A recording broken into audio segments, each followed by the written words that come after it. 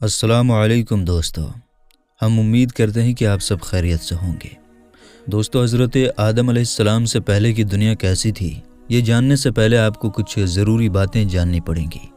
جیسے کہ جب ابلیس کو جنت سے نکال دیا گیا تھا تو جنت سے نکلنے کے بعد اس کی ایک ہی سوچ تھی کہ وہ ایسا کیا کرے اور ایسی کون سی چال چلے کہ حضرت آدم علیہ السلام کو رسوا کر سکے۔ اور ایک دن اس نے دیکھا کہ جنت کے تمام دروازے بند ہیں، مور اور سانپ کھڑے ہیں۔ ابلیس نے ان کو دیکھا تو اس کا دماغ جاگ اٹھا، کیونکہ اس کے دل میں حضرت آدم علیہ السلام کے لیے بڑا زہر بھرا ہوا تھا۔ ابلیس فوراً جنت کے دروازے پر مور کے پاس پہنچا اور بڑے ہی ہمدردی لہجے میں کہنے لگا کہ بہت جلد تمہیں بھی جنت سے نکال دیا جائے گا اور آدم کو بھی جنت سے نکال دیا جائے گا، اس لیے تم مجھے جنت میں لے جاؤ تاکہ میں تمہیں ایک طریقہ بتاؤں تو تم اور آدم جنت سے کبھی نہ نکل پاؤ گے۔ یہ میرا دعویٰ ہے۔ مور نے ابلیس کی بات سنی تو اسے فکر ہوئی۔ تھوڑی دیر سوچنے کے بعد کہنے لگا کہ تمہاری بات تو میرے دل کو لگی ہے، لیکن میں تمہیں اندر کیسے لے کر جاؤں؟ میں نے کافی سوچا ہے لیکن مجھے سمجھ نہیں آ رہا کہ تمہیں اندر کیسے لے کر جاؤں گا، وہ بھی جنت میں سب سے بچ کر۔ تو ابلیس نے فوراً جواب دیا کہ تم یہ نہیں جانتے ہو کہ میں منتر پڑھ کر اپنے آپ کو ایک چھوٹے سے موتی میں بدل سکتا ہوں، تم مجھے اپنے منہ میں دبا کر جنت میں لے جانا۔ یہ کہہ کر ابلیس نے منتر پڑھا اور اپنے آپ کو ایک چھوٹے سے موتی میں بدل دیا۔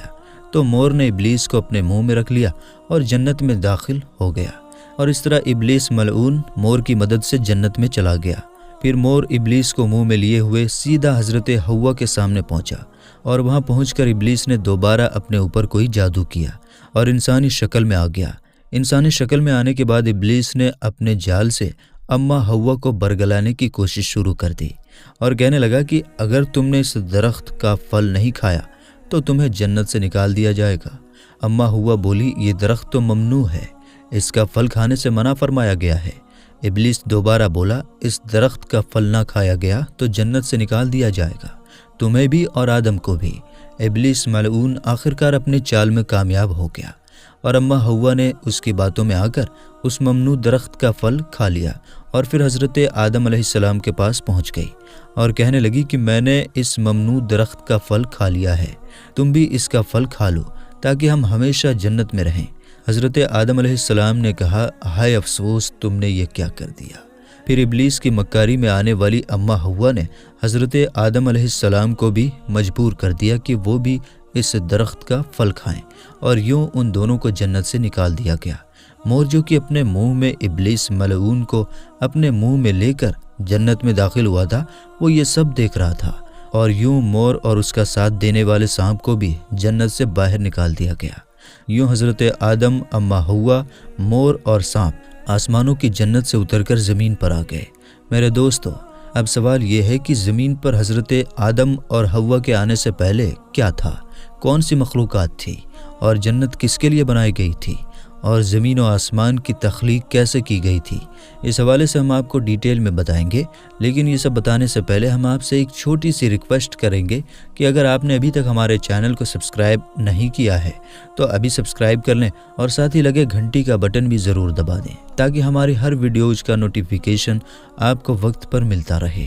تو چلیے آگے بڑھتے ہیں۔ دوستو، یاد رہے کہ جو پھل ممنوع تھا، یعنی جس پھل کو کھانے سے منع کیا گیا تھا، اس کے بارے میں کہا جاتا ہے کہ وہ گیہوں تھا، اور اسی گیہوں کو انسان کی خوراک بنا دیا گیا، اور اسی گیہوں کی انسان کو زمین پر طلب رہتی ہے، ضرورت رہتی ہے۔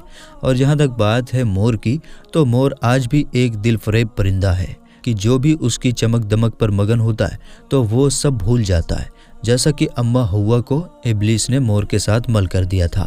یاد رہے کہ حضرت آدم علیہ السلام اور حضرت حوا، مور اور سانپ کو ایک ساتھ زمین پر اتارا گیا تھا، اور اس وقت یہ زمین بچھی ہوئی تھی۔ لیکن سوال یہ ہے کہ اس زمین پر پہلے کیا تھا؟ تو یاد رہے کہ اللہ تعالیٰ ارشاد فرماتا ہے کہ ہم نے زمین و آسمان کو 6 دنوں میں تخلیق کیا، اور ایک جگہ اور ارشاد فرمایا کہ زمین پر پہلے کچھ بھی نہیں تھا سوائے پانی کے۔ تو دوستو، معلوم ہوا کہ زمین پر پہلے پانی کے علاوہ کچھ بھی نہیں تھا، اس زمین پر پانی ہی پانی تھا، اور پھر اللہ تعالیٰ نے اس پانی پر زمین کو بچھایا۔ اور ایک جگہ یہ بھی بات ملتی ہے کہ جب پانی پر اللہ تعالیٰ نے زمین بچھائی تو یہ زمین ہل رہی تھی، تو اللہ تعالیٰ نے اس زمین کے اوپر پہاڑوں کو گاڑ دیا جس سے یہ زمین ٹک گئی۔ میرے دوستو، یاد رہے کہ پانی ہی وہ چیز ہے جس سے اللہ تعالیٰ نے الگ الگ قسم کے مخلوقات کو پیدا فرمایا، اور پانی کو اللہ تعالیٰ نے زندگی کی بنیاد بنایا۔ اور کہتے ہیں کہ حضرت آدم سے پہلے آسمان بھی نہ تھے، اور اللہ تعالیٰ نے صرف 2 دنوں میں 7 آسمانوں کو بنایا۔ ان آسمانوں کی جگہ پر دھواں ہی دھواں تھا، کچھ بھی نہ تھا، ہر طرف دھواں ہی دھواں تھا۔ اور پھر اللہ تعالیٰ نے دھوئیں سے آسمان بنائے، اور صرف 2 دنوں میں اللہ تعالیٰ نے 7 آسمان تخلیق فرمائے۔ اور جب آسمان دنیا اللہ تعالیٰ نے بنائی تو اللہ تعالیٰ فرماتا ہے کہ اس میں ہم نے ستاروں کے مانند چراغ روشن کر دیے، یعنی آسمانی دنیا میں اللہ تعالیٰ نے ستارے پیدا فرمائے ہیں جو رات کو چمکتے ہیں۔ یاد رہے کہ اللہ تعالیٰ نے 4 دنوں میں زمین اور اس کا سارا نظام بنایا۔ یہ پہاڑ، یہ جنگل، یہ دریا اور سمندر، یہ صحرا اور میدان، یہ سب اللہ تعالیٰ نے اپنے حکم سے صرف 4 دنوں میں تخلیق کیا۔ اور پھر اللہ تعالیٰ نے آسمانوں سے بارش برسائی اور اپنے حکم سے زمین کے اوپر طرح طرح کے درخت، پودے اور سبزیاں اگا دیے۔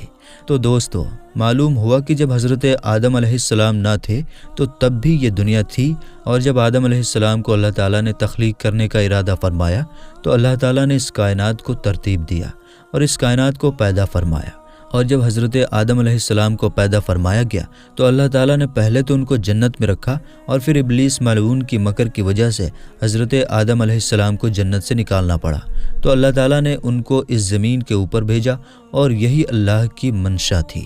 یہاں آپ کو یہ بتاتے چلیں کہ روایت میں یہ بات بھی ملتی ہے کہ یمن کے کچھ لوگ حضور صلی اللہ تعالیٰ علیہ وسلم کی خدمت میں دین سیکھنے کے لیے حاضر ہوئے، تو انہوں نے یہ سوال کیا کہ یہ کائنات کیسے پیدا ہوئی؟ تو آپ صلی اللہ تعالیٰ علیہ وسلم نے فرمایا کہ جب کائنات موجود نہ تھی تو تب بھی اللہ کی ذات موجود تھی، اور اللہ کا عرش پانی پر تھا۔ اس کے بعد اللہ تعالیٰ نے آسمانوں اور زمینوں کو پیدا فرمایا اور لوح محفوظ میں ہر چیز کو لکھ دیا۔ تو میرے دوستو، یاد رہے کہ اللہ تعالیٰ کی ذات موجود تھی، موجود ہے اور موجود رہے گی، اور تمام جہانوں کو پیدا کرنے والی ذات اللہ ہی کی ہے۔ زمینوں اور آسمانوں کو پیدا کرنے والی ذات اللہ ہی ہے۔ جنت اور دوزخ کو بھی پیدا کرنے والی ذات اللہ ہی کی ہے۔ اللہ تعالیٰ کی مخلوقات کہاں کہاں ہیں اور کیسے کیسے مخلوقات ہیں، یہ اللہ ہی جانتا ہے۔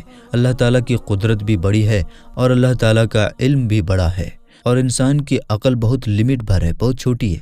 وہ صرف اتنا ہی جانتا ہے جتنا اللہ نے اس کو علم دیا ہے، اور اس سے زیادہ کچھ نہیں جانتا۔ اللہ تعالیٰ بہتر علم رکھتا ہے اور حکمت والا ہے۔ میرے دوستو، تو ہم امید کرتے ہیں کہ ہماری آج کی یہ ویڈیو آپ کو ضرور پسند آئی ہوگی۔ ویڈیو پسند آنے کی صورت میں لائک اور شیئر کرتے ہوئے ہمارے چینل پر اگر پہلی بار آئیں تو سبسکرائب کر کے گھنٹی کا بٹن ضرور دبائیے گا۔ ملتے ہیں اگلی ویڈیو میں انشاءاللہ تعالی۔ السلام علیکم، اللہ حافظ۔